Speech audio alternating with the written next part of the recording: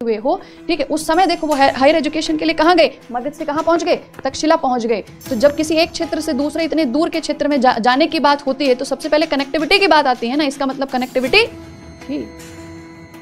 अब इतनी अभी तो हवाई जहाज भी है ना, रेलवे भी है।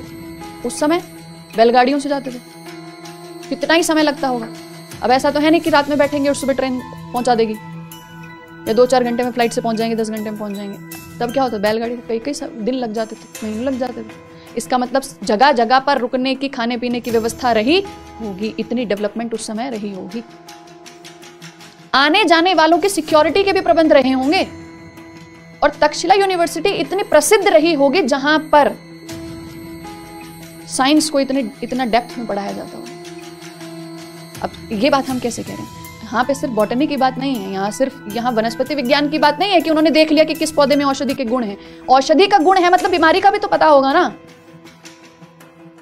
डिजीज के बारे में भी पता होगा ना, उनके ट्रीटमेंट के बारे में भी पता होगा। तभी तो कहा कि ये औषधि के रूप में काम आ सकती है, इससे ट्रीटमेंट हो सकता है, उपचार हो सकता है। इसका मतलब बायोलॉजी, ठीक है। तो मतलब साइंस इस लेवल पर पढ़ाया जाता था उस समय। तो एजुकेशन की क्या वैल्यू थी उस समय। और इंटरनेशनल रिलेशन देखिए कि मगध से कोई व्यक्ति तक्षशिला जा रहा है, दोनों अलग अलग महाजनपद हैं। आज इतनी श्योरिटी के साथ चले जाओ, बहुत सारी चीजों का खतरा रहता है ना उस समय। इसका मतलब इंटरनेशनल रिलेशंस कितने स्ट्रांग रहे होंगे।